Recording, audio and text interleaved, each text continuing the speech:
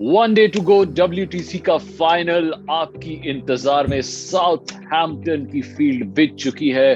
Players अपने hotels में rest कर रहे हैं और मैं यहाँ पे राहुल माकिन, मेरे साथ क्रिकेट एंथुसियास्ट शिखर वाशने, हम दोनों लेके आ गए हैं आपके लिए क्रिकबाजी। तो क्या एक्साइटमेंट है भाई, आपके मोहल्ले में क्या एक्साइटमेंट चल रही है? मेरे मोहल्ले में भाई थोड़ी सी नॉस्टैल्जिया चल रहा है अभी तो। अच्छा, हाँ, नॉस्टैल्जिया इस वक्त चल रहा है कि मतलब इंडिया ने कैसे वर्ल्ड कप के इतने प्रोज आ गए और कौन कौन से मैच जीते और कौन से बड़े मैच थे। तो अभी जब मैं अपने दोस्तों के साथ बैठा हुआ था तो हम यही बातें कर रहे थे कि इंडिया अच्छा, कैसे इतनी लंबी जर्नी इंडिया ने पार करी। You mean throwback Thursday? I mean throwback Thursday, या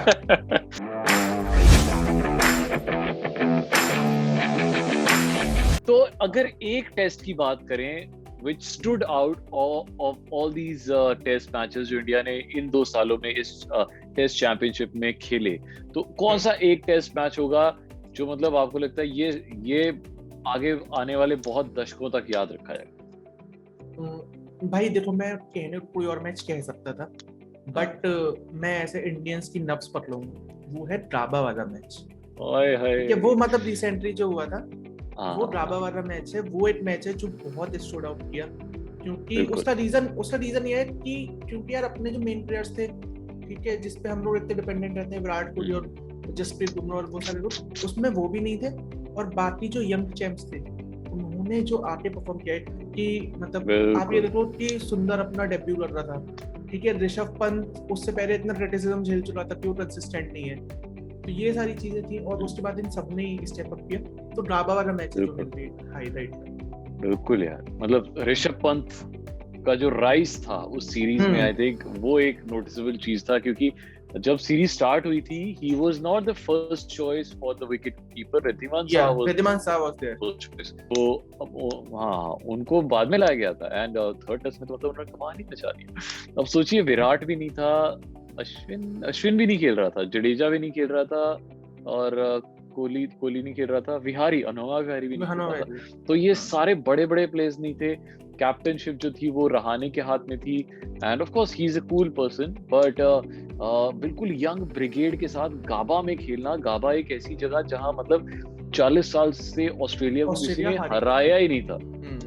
तो ये मतलब इट वाज ऑलमोस्ट इम्पॉसिबल। 1989 में लास्ट टाइम हारे थे। It was almost impossible to beat them और मतलब इतने कॉन्फिडेंट थे कि टीम पेन थे ना, उन्होंने पिछले मैच में बोला था अश्विन से कि सी यू एट गाबा। उन्हें पता था कि मतलब इन्होंने तो हार ही जाना है। तो फिर अश्विन ने बोला था गाबा में जो मैच होगा ना वो तेरा लास्ट मैच होगा, देखना। It was a decider, but मतलब ऑस्ट्रेलिया ने 369 बनाए थे फर्स्ट इनिंग में और मतलब लाबुशान बहुत अच्छा खेला। और पता है लाबुशान को उस मैच में 37 रन पे उनका कैच ड्रॉप हो गया था। और सोचो अगर वो कैच ड्रॉप नहीं होता तो वो 37 पे आउट थे, उन्होंने 108 मार लिए थे। और उसके बाद था कि पंत की कैच ड्रॉप हो गई और एंड में उसने काफी अच्छा मार दिया था। हाँ, चलो ऑस्ट्रेलिया बनाए 369, इंडिया फर्स्ट इनिंग में 336। और वो भी मतलब सबसे इम्पोर्टेंट जो उनकी पार्टनरशिप थी वो थी सुंदर की और ठाकुर की, सुंदर और ठाकुर।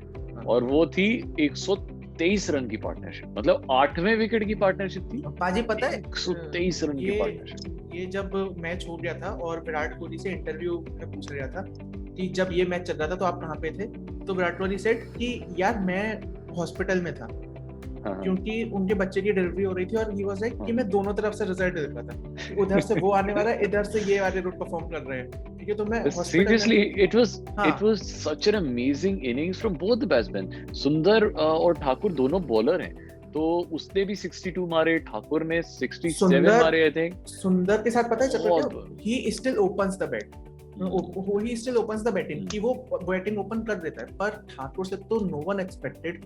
और सुंदर का उस मैच में एक कल्ट जो उसने नो लुक 6 मारा था ऐसे बिना देखे हुए छक्का, वो नो लुक 6 इतना फेमस हो गया था, इतने मीम्स बन गए थे उसको लेके, नो लुक 6 वो उसी मैच में आया था। एंड ऑफ कोर्स जो चौथी इनिंग है वो तो कोई भूल ही नहीं सकता। उसमें फिर से सुंदर ने काफी अच्छा खेला था और सबसे बढ़िया मतलब मैन ऑफ द मैच जो थे वो पंत थे।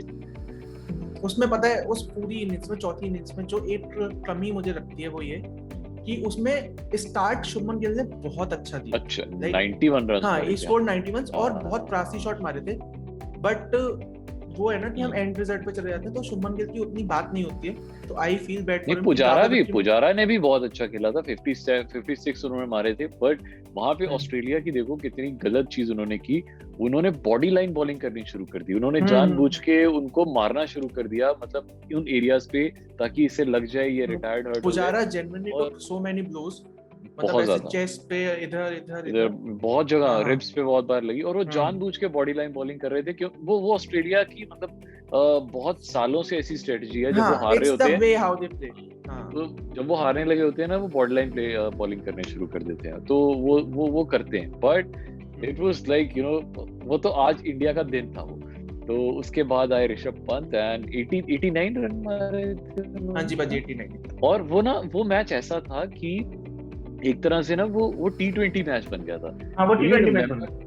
रिमेंबर एक टाइम पे 44 बॉल्स में 49 रन चाहिए थे, 44 बॉल्स में 49 रन चाहिए थे। It was almost like a T20 match, और ये किसी भी तरफ जा सकता था। और उस हमारे समय 3 विकेट ही बचे थे।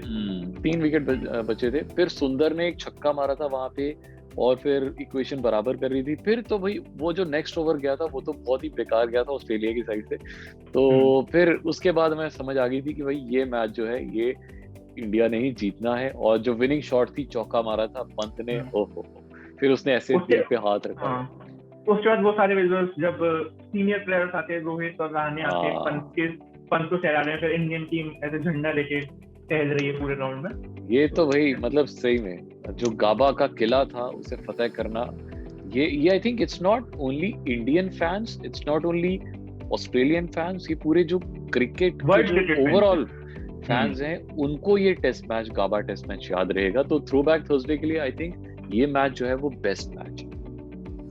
तो ये थ्रो बैक थर्सडे तो हो गया। अब बारी करते हैं कल, यानी कि सिर्फ अब एक दिन बचा है। कल का जो मैच है वो क्या होने वाला है। अब दोनों टीम्स ने एज अ प्रोटोकॉल अपने टॉप 15 प्लेयर्स निकाल लिए हैं। तो हम अपनी तरफ से कोशिश करते हैं ये बताने का कि हमारी साइड से, या न्यूजीलैंड का तो मुझे पता नहीं जी वो रात को क्या सोचेंगे, हम अपना तो सोच के बैठे ना कि हम अपने घर की तरफ से कौन कौन से प्लेयर खिलाने वाले हैं। तो पहले ऐसा करते हैं, हम अपनी अपनी टीमें बना लेते हैं।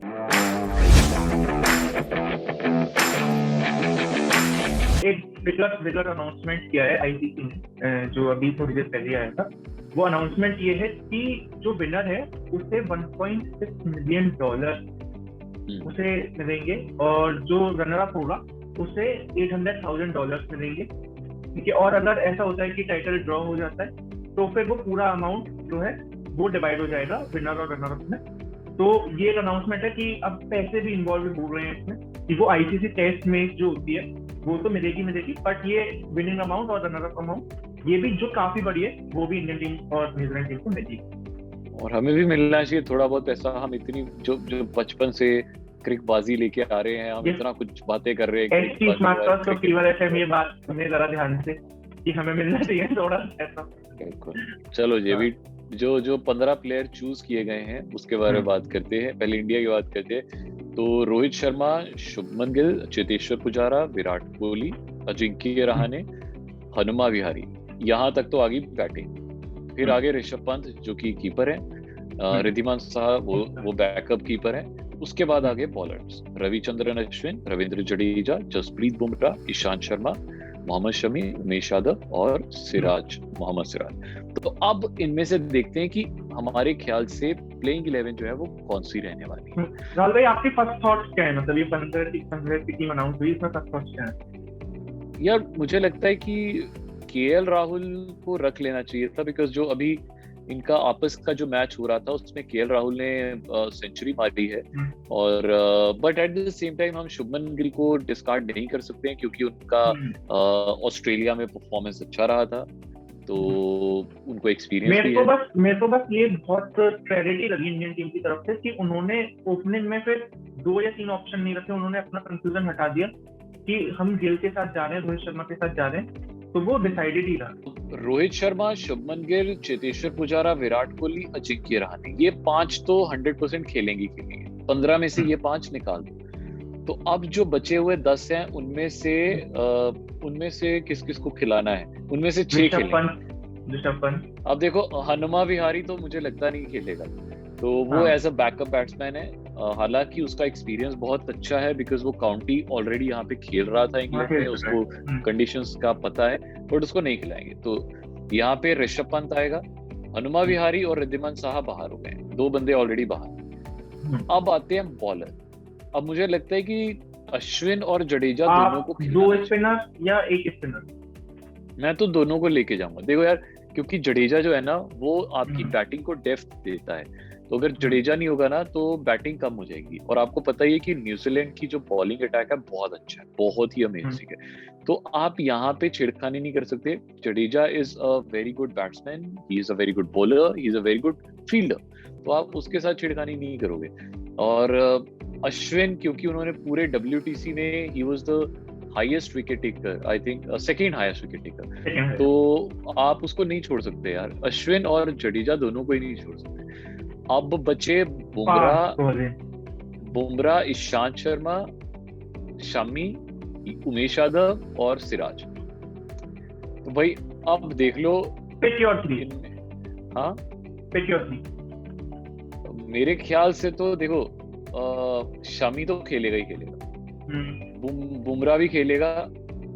अब यहाँ पे थोड़ी सी प्रॉब्लम है, या तो सिराज या तो ईशांत शर्मा। उमेश यादव तो मतलब वो एज अ बैकअप बॉलर रखा हुआ था उन्होंने, वो तो मतलब अगर किसी को चोट लग जाती तो वो खेल लेते।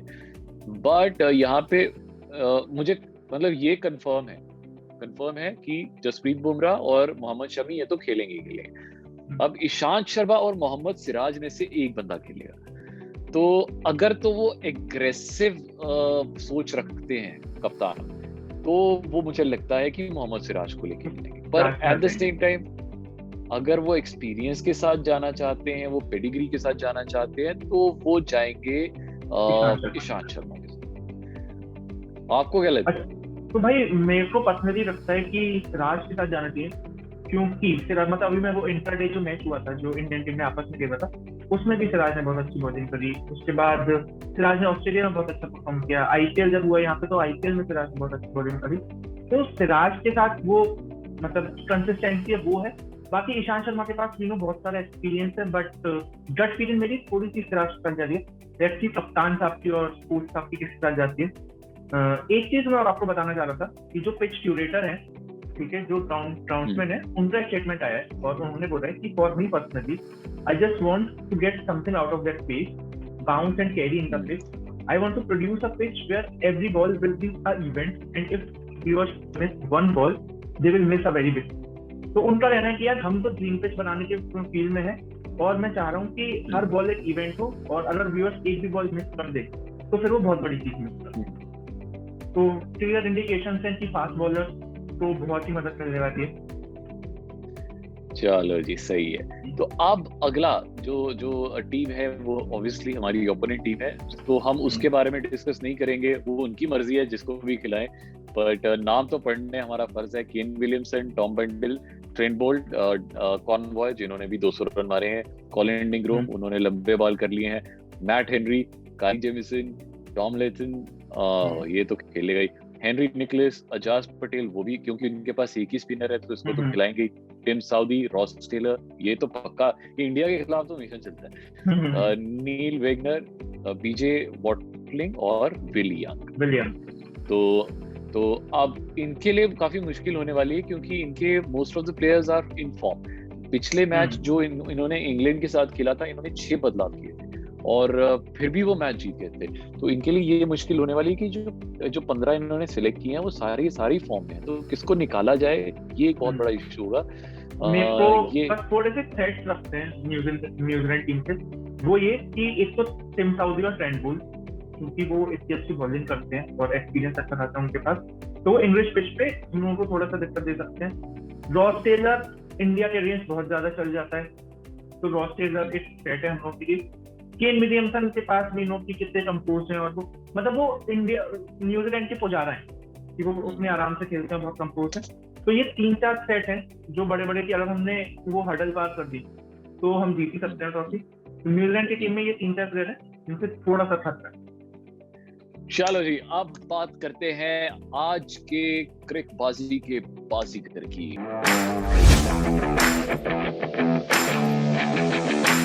अब बारी है आपके आज के प्राइज जीतने की।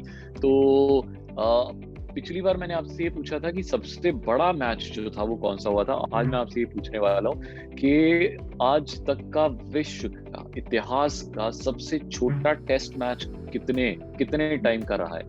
ये वो नहीं है जो इंडिया और इंग्लैंड का हुआ था 2 दिन में खत्म हो गया था, ये वो नहीं है। उससे छोटा भी एक टेस्ट मैच हुआ है, उससे छोटा भी हुआ है। तो मैं आपको बता दूं, shortest test with a result. तो ऐसा नहीं है मतलब ड्रॉ हो गया, shortest test match with the result वो किन 2 टीमों के बीच में रहा था ये आपको बताना है।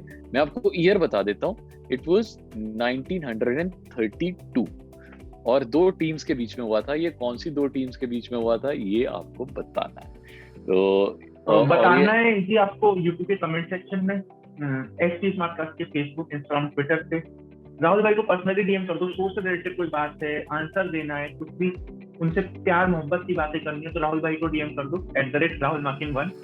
मुझे पर्सनली डीएम कर दो @shikhar_var।